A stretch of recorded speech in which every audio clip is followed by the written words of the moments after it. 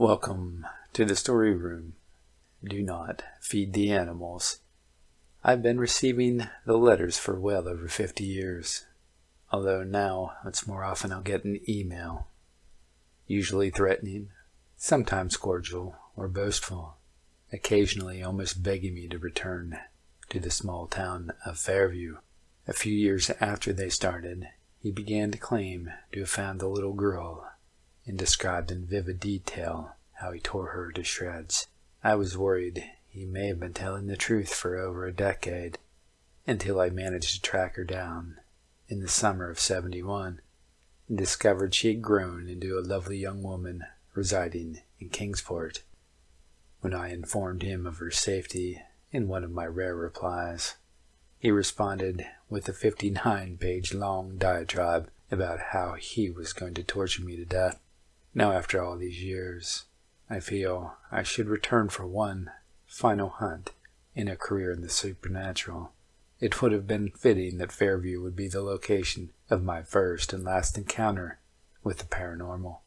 But I'm getting ahead of myself. In the summer of '54, I just graduated from high school and decided to take a small vacation on my own. Having never been one for large crowds, I settled on the small town of Fairview, which I had heard had some of the most stirring natural landscapes in the state, especially the lush forests that surrounded it on every side.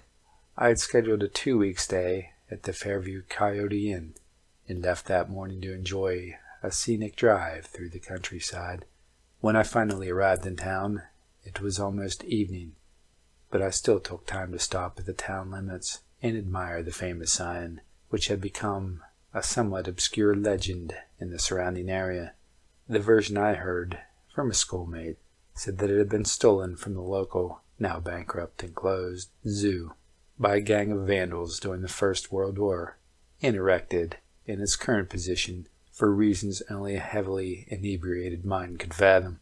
The zoo owner apparently never bothered to retrieve it, and it stood until no one could imagine the town without it. It read, "Animals may not leave their habitat. Animals who harm visitors or staff will be punished. Do not, under any circumstances, feed the animals." Having satisfied my curiosity, I drove to the hotel and checked in.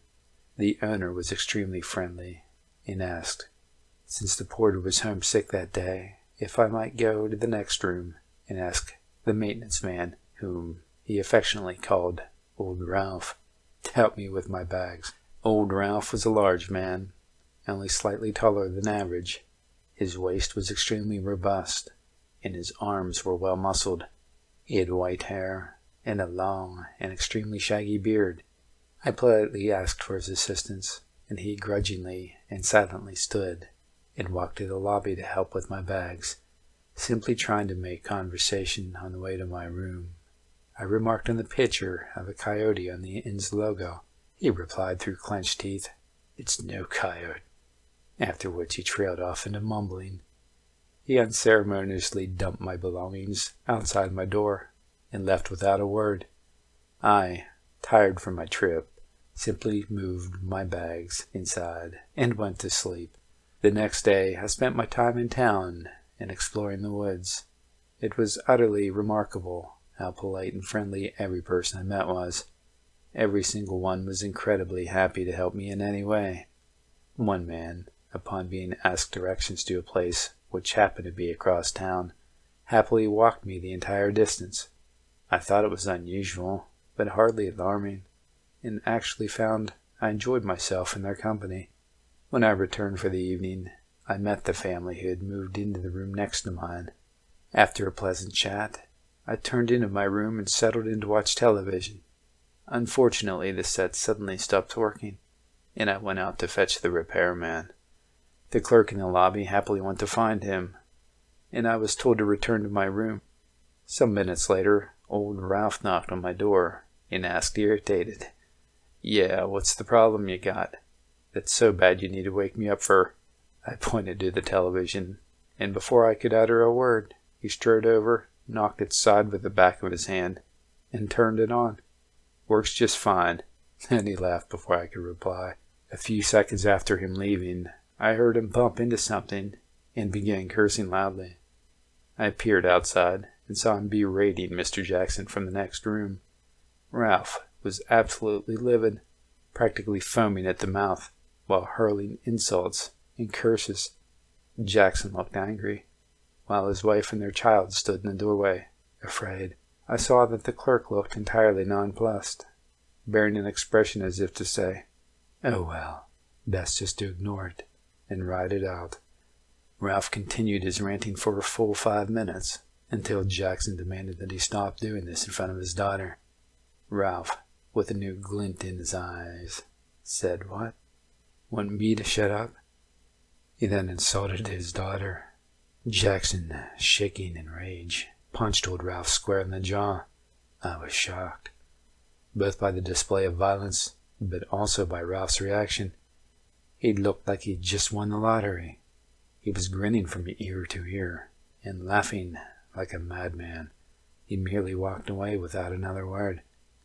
I, confused beyond reason, and simply wanting to distance myself from this situation, returned to my room and spent the night normally until it was time to sleep. That night, I was awoken by sounds from the next room. It sounded as if someone were beating on the door. This lasted only a few seconds before being replaced with the sound of a wooden door splintering and human screams. I rushed out of bed and to the next door. I saw a large brown hairy creature hunched over the dismembered torso of Mr. Jackson, while his wife tried to beat the creature away with the room's lamp. The creature, approximately the size of a gorilla, but with a canine head most closely resembling that of a hyena, ignored her and continued feasting on Jackson's limbs. I would like to say I bravely charged in and fought the beast, but reacted how most people would, by standing paralyzed by fear, trying to rationalize it away as some bizarre nightmare. After finishing Jackson, it turned its attention to the wife. It was by now hysterically beating at it with the remains of the lamp. I watched as it ate her bit by bit, starting with her legs, then arms, and finally her torso and head. It was only when it looked up and began slowly creeping towards the corner the girl was crying in, as if savoring the terror it was inflicting on her, that I sprang into action. I jumped in its way just as it was reaching for her, causing it to swat me aside. I was launched across the room and was sure I would see it killing her when I looked up. Instead, the creature was staring at me with what only can be described as abject terror. "No," it pleaded in old Ralph's raspy voice. Then it doubled over, clutching its stomach. It began vomiting up blood and the remains of the 2 people it had just ingested. Taking the opportunity, I grabbed the girl in my arms and ran back to my room, locking and barring the door. I could hear it screaming after a few minutes. "Not fair. He got in my way. He interfered. Shouldn't count. That shouldn't count." After an hour of the screaming from the next room, the sounds suddenly stopped. After a few more hours, exhaustion overcame my fear, and I must have fallen asleep. Some time later I woke to 2 glowing yellow eyes just in front of my face. I screamed as loud as I could, but knew I had nowhere to run. Soon I realized it wasn't moving, and was just staring at me. I collected myself as best I was able, and noticed that the door had not been broken. It had been opened normally, and the cabinet had been pushed aside. The monster calmly spoke to me. "You better start fighting back, or I'll kill you and that girl." Pausing for a moment to give me some chance to respond, he continued, "Come on. I'm sure you can do it. I'm just an animal after all, right? A big, strong human like you can kill me. Just pick up something heavy and bash my skull in. What's the matter? Scared?" I remained mute, praying there was some way I could get away from this horrible thing crouched over me. "Do you know how hard it is living here? Not one single person in this whole town will touch me. Not when I insult them or smash their windows. or when I tear someone apart in the middle of the street. They don't even notice me. But you, tourists, are different. You've got fight in you. Come on, do it. Do it. I said, fight me now. With that, it raised a claw to swipe at me. But before it could, it collapsed once again, making hacking sounds, like a man trying to vomit on an empty stomach. I took the opportunity to run to my car and drive away with the girl. Knowing no one would believe my story, I left the girl at a police station at a nearby town and told her to tell them she didn't know where her parents were.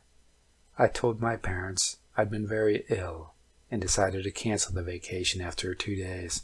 I thought I was finally safe and spent the next few days feigning illness. It was about a week later the first letter arrived. It was from old Ralph, who told me in plain terms and colorful language that he was going to hunt me down and kill me, and that I should try to find him before he could find me.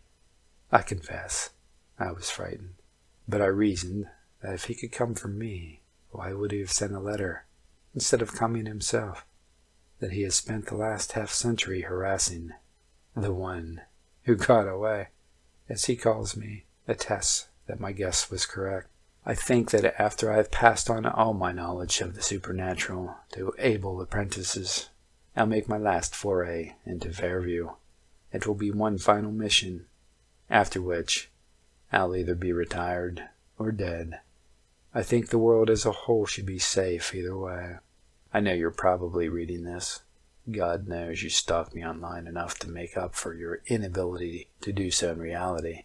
But even if I do die, an animal like you isn't allowed to leave its habitat, right, Ralph?